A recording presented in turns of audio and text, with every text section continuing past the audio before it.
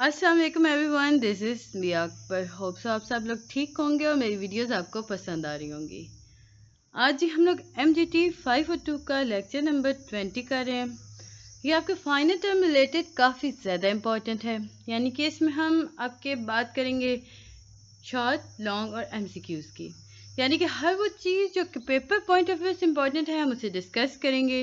मैंने उसे अंडरलाइन किया, हाईलाइट किया आप लोगों के लिए, ताकि और उसे समझाया ताकि आप इजीली हर चीज़ को समझ सको।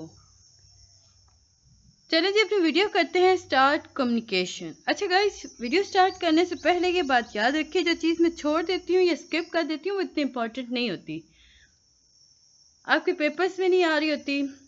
अगर मैं बात करती हूँ पेपर रिलेटेड तो इसका मतलब है कि मैंने आप पे इस सारी चीज़ों पर रिसर्च की होती है। मैं आपके लास्ट 10 ईयर्स या पास्ट 10 ईयर्स पेपर्स देख रही होती हूँ, उसमें जितनी भी चीज़ें आपकी आती हैं MCQs के अंदर, लॉन्ग और शॉर्ट के अंदर, हम उन सारी चीज़ों को अंडरलाइन करते हैं और उसके बाद आपको समझाती हूँ मैं। तो चलिए अपनी वीडियो करते हैं स्टार्ट। लेसन नंबर 20 है कम्युनिकेशन। कम्युनिकेशन जो है ये इम्पोर्टेंट प्रोसेस है जो कि ऑर्गेनाइजेशन के अंदर पाया जाता है।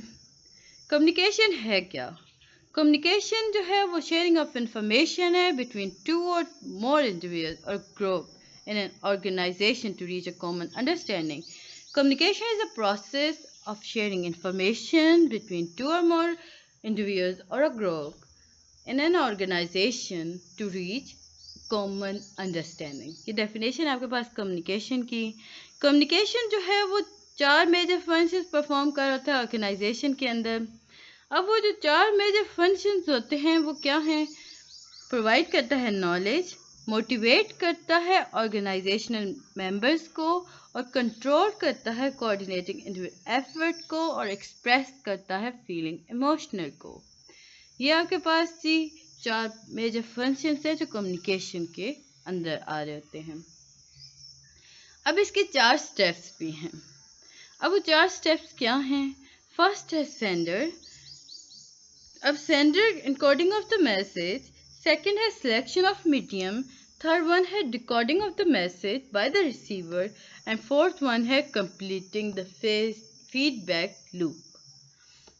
कहा ये गया कि जो कम्युनिकेशन है उसके मेजर 4 फंक्शंस हैं। अब वो 4 फंक्शंस क्या हैं? प्रोवाइड करता है नॉलेज, मोटिवेट करता है मेंबर्स को, कंट्रोल करता है और कोऑर्डिनेट करता है इंडिविजुअल एफर्ट को, एक्सप्रेस करता है फीलिंग और इमोशन को। फिर हमें आगे चल के बताते हैं कि इसके 4 स्टेप्स भी हैं। फर्स्ट है सेंडर, जो इनकोड करता है मैसेज को। सिलेक्शन ऑफ मीडियम, अब वो सेंडर चुनता है वो मीडियम जिसके थ्रू उसने मैसेज सेंड करना है। थर्ड वन है डिकोड करना मैसेज को। अब ये रिसीवर के पास पहुंचा तो रिसीवर ने इसे डिकोड किया, और फाइनल जिसका होगा कंप्लीटिंग द फीडबैक लूप। यहाँ पे एक वर्ड यूज हुआ है जॉर्गन। जॉर्गन है क्या? ये जी एक स्पेशलाइज्ड लैंग्वेज है जो कि यूज़ की जाती है, मेंबर ऑफ ग्रुप्स करते हैं इसे यूज़। इससे होता क्या है? इसे फैसिलिटेट किया जाता है कम्युनिकेशन को ग्रुप के अंदर रहते हुए, और हिंडर की जाती हैं वो प्रॉब्लम्स जो कि आउटसाइड ऑफ द ग्रुप की जाती हैं। बहुत आसान कर दूँ तो जॉर्गन आपके पास एक कोडेड वर्ड है जो कि आप ग्रुप में यूज़ कर रहे होते हो, ताकि आप वो बातें जो ग्रुप में कर रहे होते हो वो बाहर अगर करो तो किसी को समझ ना आए। फिल्टरिंग और इंफॉर्मेशन डिस्टॉर्शन के बारे में बात की गई। अब यहाँ पे हमें एक बात बताई गई है कि इनफेक्टिवनेस कम्युनिकेशन के अंदर कैसे आ सकती हैं। इंफॉर्मेशन डिस्टॉर्शन की वजह से आ सकती हैं, पुअर लिसनिंग की वजह से आ सकती हैं, फीडबैक आप अच्छी नहीं दे रहे हो तो भी प्रॉब्लम्स क्रिएट हो जाती हैं। अगर हम इम्प्रूव करना चाहें ना कम्युनिकेशन लेवल को, तो इम्प्रूव करने की ज़रूरत है जी लिसनिंग स्किल्स को, development good feedback skill, using computer TV to spread accurate information and understand cross culture difference. Communication media जो है वो इंफॉर्मेशन रिचनेस से भरा हुआ है, यानी कि जितनी भी अमाउंट ऑफ इंफॉर्मेशन है ना, कम्युनिकेशन मीडिया जो कैरी कर रहा होता है ना, वो पोटेंशियल होती है कि वो इनेबल करती है सेंडर रिसीवर को कि वो आसानी से एक चीज़ को समझ सकें। फेस टू फेस कम्युनिकेशन जो होती है वो मीडियम, उसका जो मीडियम होता है वो हाईएस्ट होता है इन्फॉर्मेशन के अकॉर्डिंग। अगर हम बात करते हैं, एक सेटिस्फैक्ट्री फैक्टर आपके पास आ जाता है कि आपने आमने सामने बात कर ली। अदर फैक्टर जो कि अफेक्ट करते हैं सिलेक्शन ऑफ मीडियम को, उसमें हमारे पास आते हैं रिसीवर और सेंडर का टाइम जितना वो लेते हैं, और पेपर और इलेक्ट्रॉनिक ट्रायल, ये सारी चीज़ उसमें आ रही होती हैं। आगे चल के हमें बताते हैं कि 4 तरह के ग्रुप होते हैं जो कम्युनिकेट करते हैं। फर्स्ट है व्हील, सेकंड है चेन, थर्ड वन है जी आपके पास सर्कल, और फोर्थ वन आपके पास आता है ऑल चैनल नेटवर्क। अब ये सारी चीज़ें क्या हैं, हम इन्हें डिटेल में फर्दर डिस्कस करेंगे, सो हम यहाँ पे छोड़ देते हैं क्योंकि इसमें बहुत इंपॉर्टेंट चीज़ें थी और वो आगे आपके लेक्चर्स में हैं। कम्युनिकेशन है क्या? जैसे कि मैंने शुरू में बताया कि कम्युनिकेशन एक प्रोसेस है जिसके अंदर हम इंफॉर्मेशन को शेयर करते हैं दो लोगों या दो से ज़ायद लोगों के अंदर दरमियान या किसी ग्रुप के दरमियान। इसके दो कंपोनेंट होते हैं, यानी कि मैंने अभी कहा ना कि शेयर करता है इंफॉर्मेशन, तो इसके एक कंपोनेंट है और ये हमें रीच कराता है कॉमन अंडरस्टैंडिंग का। इसका ये मतलब नहीं है कि एग्रीमेंट के बारे में हम बात कर रहे हैं। इसका मतलब ये हुआ कि मैसेज को समझने का जो तरीका था या जितना बंदे ने समझा वो सारी चीज़ें हमें बताता है कम्युनिकेशन। आपके पास आता है जी importance of communication skill. Top executive जो है वो 500 कंपनी जो हैं वो कहती हैं कि बिजनेस की क्वालिटी के अंदर या एक सक्सेसफुल बिजनेस के अंदर कम्युनिकेशन बहुत इंपॉर्टेंट रोल प्ले करती है। और ये रिसर्च हुई थी जी, न्यूयॉर्क टाइम में हमें बताया गया था बिजनेस सेक्शन के अंदर कि जो 500 एक कामयाब कंपनियां हैं उनके नज़दीक कम्युनिकेशन बहुत इम्पॉर्टेंट है। अब जी हम देखते हैं, हमारे पास आ जाता है कम्युनिकेशन प्रोसेस। सोर्स इनकोडिंग, यानी मैसेज है वो इनकोड हुआ, वो चैनल के थ्रू उसने मूव किया, अगेन मैसेज कर था वो डिकोड हुआ, फिर वो दोबारा से मैसेज बना और रिसीवर के पास आ गया, रिसीवर ने फीडबैक दी, सोर्स यानी सेंडर के पास वापस आ गई। यहाँ हमें बताया जा रहा है कि फिजिकल जहाँ कम्युनिकेशन टेक प्लेस होती है वो इन्वायरमेंट का डिस्टेंस, पार्टिसिपेंट्स के अकॉर्डिंग सीटिंग अरेंजमेंट उनकी हो गई, टाइम हो गया। इसके बाद ये आपके पास आता है सोशल, ये नेचर ऑफ रिलेशनशिप के बारे में बात करता है। हिस्टोरिकल, ये बैकग्राउंड ऑफ प्रीवियस कम्युनिकेशन के देख रहा होता है, यानी आपकी हिस्ट्री बता रहा होता है। इसके बाद ये साइकोलॉजिकल, यानी कि आपकी मूड क्या है, फीलिंग क्या है उस कम्युनिकेशन को लेकर। फोर्थ वन आपके पास, फिफ्थ वन है कल्चर, यानी कि set of belief, values and norm that are shared by large group of people. अब हम स्टेप बाय स्टेप देख लेते हैं कि पूरा प्रोसेस होता कैसे है।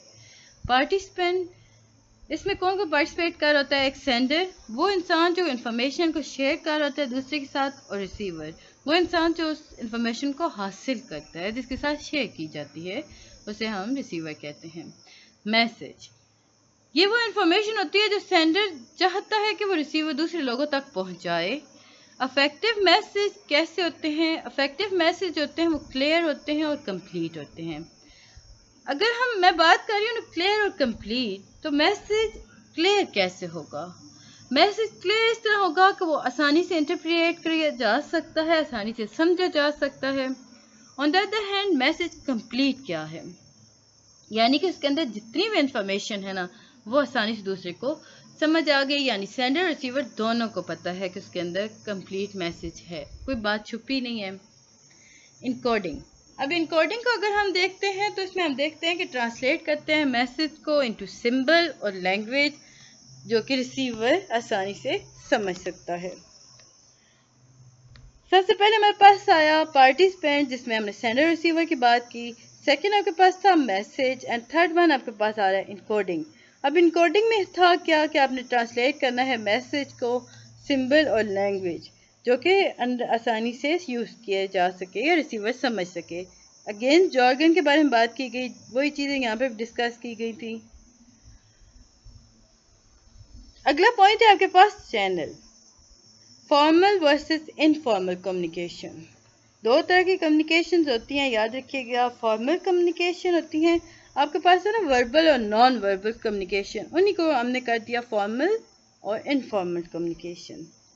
अब फॉर्मल कम्युनिकेशन जो है वो यूज़ करता है, वो इसे अगर हम रेफर करें ना तो फॉर्मली इस्टेब्लिश चैनल्स को यूज़ करती है। जो मैसेज आए उसे हम फॉर्मल कम्युनिकेशन कहते हैं। इसमें चेन ऑफ अथॉरिटी को कमांड यूज़ हो रहे होते हैं। इनफॉर्मल जो होता है वो स्पॉन्टेनियस कम्युनिकेशन के बारे में बात कर रहा होता है। इसमें वो चैनल्स फॉर कम्युनिकेशन को इतना ज़्यादा मतलब इम्पोर्टेंस नहीं देता। नॉइस वो चीज़ें, वो इंटरप्शन जो कि कम्युनिकेशन प्रोसेस को अफेक्ट करती हैं। 4 प्रॉब्लम्स आपके पास आ जाती हैं ऑर्गेनाइजेशन के अंदर। फिल्टरिंग एंड इंफॉर्मेशन डिस्टॉर्शन, यानी कि अब कुछ इन्फॉर्मेशन दी गई है वो प्रॉपर नहीं है। Poor listening, lack of inappropriate feedback and rumours. External noise आपके पास आती है, इंटरनल नॉइस आती है, सेमेंटिक नॉइस। एक्सटर्नल नॉइस यानी कि वो साइट, वो साउंड जो कि लोगों को अपनी तरफ मुतवज्जो कर लेते हैं। इंटरनल नॉइस जो होती है, जो इंसान के अपने अंदर दिमाग में वो सोच रहा होता है ड्यूरिंग कॉन्फ्रेंस, वो बात सोच रहा है अपने माइंड पे से जो प्रॉब्लम्स चल रही हैं, उसे हम इंटरनल नॉइस कहते हैं। सेमेंटिक नॉइस ये जो होती है, स्पीकर जो सिंबल यूज़ कर रहा है जिसको मतलब उन्हें नहीं पता सुनने वालों को, तो वो एक उनके लिए ये सेमेंटिक नॉइस हुई कि उन्हें समझ ही नहीं आ रहा कि हो क्या रहा है। फीडबैक के अंदर अगर हम देखते हैं ना, the pathway through which an encoded message is transmitted to a receiver। Medium है क्या? फीडबैक के अंदर हमारे पास मीडियम आता है। मीडियम है क्या?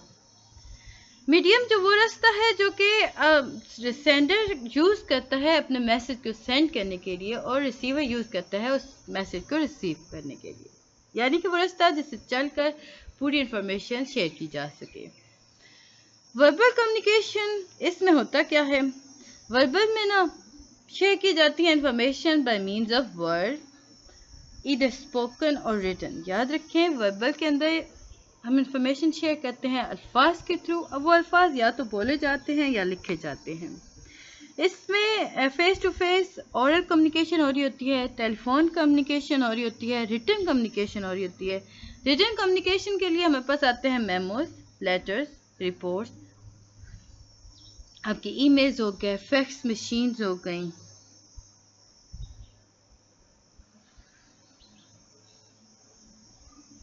आगे चल के हमें बताते हैं कि जो मीडियम है ना, वो एक एप्रिशिएट पाथवे है फॉर द मैसेज डिलीवरी। ये अच्छे तरीके से कन्वे करता है फेस टू फेस प्रमोशन में। अब फेस टू फेस अगर हम मैसेज की बात करते हैं तो वो हो गया जी प्रमोशन मैसेज। ऑर्गेनाइजेशन को हम लेके चल रहे हैं ना, तो आप प्रमोट कर रहे हो तो आप फेस टू फेस उन्हें बोलोगे ओके जी आपको प्रमोट कर दिया, क्या एक बेहतरीन तरीका। और जो कम्प्लेक्स मैसेज होते हैं उन्हें कन्वे किया जाता है लिखकर। याद रखें, सर्टेन मैसेज जो कि आसानी से कन्वे किए जा सकते हैं फेस टू फेस, वो प्रमोशन आपके पास आ गए, लाइक प्रमोशंस आ गए। और जो कम्प्लेक्स मैसेज होते हैं ना उन्हें कन्वे किया जाता है इन फॉर्म ऑफ रिटन। अब आप बात करते हो यहाँ पे आपके पास नॉन वर्बल कम्युनिकेशन के अंदर आ गया ना कि एक आपके पास आप किसी को हग करते हो ना, यानी उसे गले लगाते हो, तो ये एक पावरफुल इमोशन है जो कि आपको फीलिंग को बूस्ट करेगा, आपकी एंजाइटी लेवल को ख़त्म कर देगा। सो वो आप ना, वो एक मूवी थी उसमें था कि वो जादू की छप्पी टाइप ना, तो ये वो सारी चीज़ें कर रहा होता है। नॉइस आपके पास आता है interface with the communication process, यानी कि ये वो इंटरफेयर करता है कम्युनिकेशन प्रोसेस के अंदर, वो चीज़ें जो कि आपके इंटरप्शन प्रोवाइड कर रही होती हैं कम्युनिकेशन प्रोसेस को।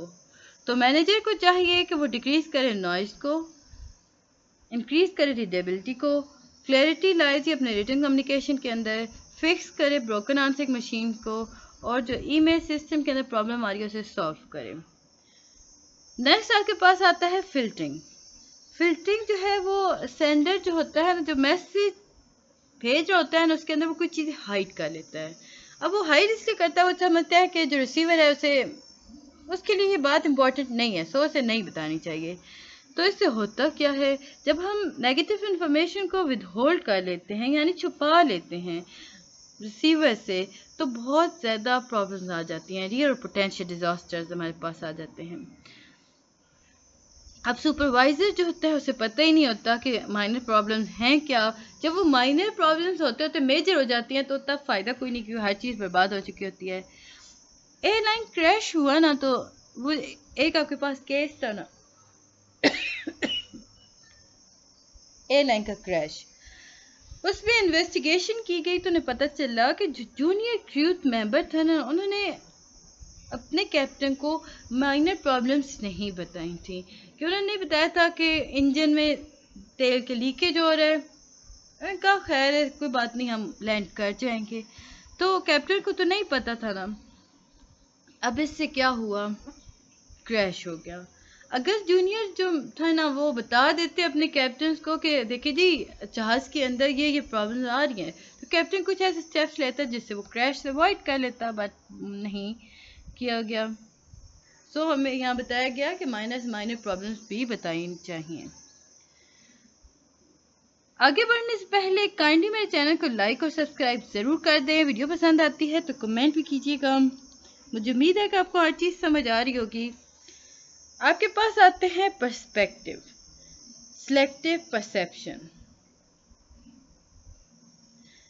अब जो रिसीवर होता है ना कम्युनिकेशन प्रोसेस के अंदर, वो सिलेक्टिवली देखता है, सुनता है, अपनी नीड को, डिज़ायर को फिर मोटिवेट करता है, एक्सपीरियंस करता है पर्सनल करेक्टरिस्टिक्स को। डिफेंसिवनेस, जब एक इंसान दूसरे एक मैसेज को इंटरप्रेट कर रहा है तो वो एक थ्रेटनिंग होगा, यानी कि वो अपनी मर्जी का मतलब आपको बता रहा होगा, जिसकी वजह से अफेक्टिव कम्युनिकेशन जो है वो रिटार्ड हो जाती है। यानी कि वो हर वो बात आपके सामने क्लियर नहीं कर रहा। लैंग्वेज, मैं फर्दर मूव कर गई। लैंग्वेज के अंदर क्या होता है, मुख्तलिफ अल्फाज यूज़ किए जाते हैं, मुख्तलिफ लोग मुख्तलिफ अल्फाज को यूज़ कर रहे हैं, सो वो काफ़ी प्रॉब्लम आ जाता है। अगर मैं किसी चीज़ को डिस्कस कर रही हूँ, मेरी ज़ुबान में कुछ और होगा और आपकी ज़ुबान में कुछ और है, तो वो मैं कॉमन वर्ड यूज़ नहीं कर रही, मैं अपनी ज़ुबान का आपको लफ्ज़ बता रही हूँ, तो आपको वो समझ नहीं आएगा। इम्प्रूव सेंडिंग मैसेज, अब हम इम्प्रूव कैसे कर सकते हैं, क्लैरिफाई कर सकते हैं आइडियाज़ को, मोटिवेट कर सकते हैं रिसीवर को, communicate feeling as well as fact, हम फीलिंग भी बता सकते हैं और फैक्ट्स भी बताएं। Be aware of non verbal behaviour. Affective listening आप कैसे कर सकते हो, eye contact, avoid distracting action और गेस्चर्स, डोंट ओवर टॉक। बस 3 आपके लिए काफ़ी थे। तो ये था जी लेक्चर नंबर 20। मुझे उम्मीद है कि आपको पसंद आया होगा। मिलते हैं नेक्स्ट वीडियो में, तब तक के लिए अल्लाह हाफिज़।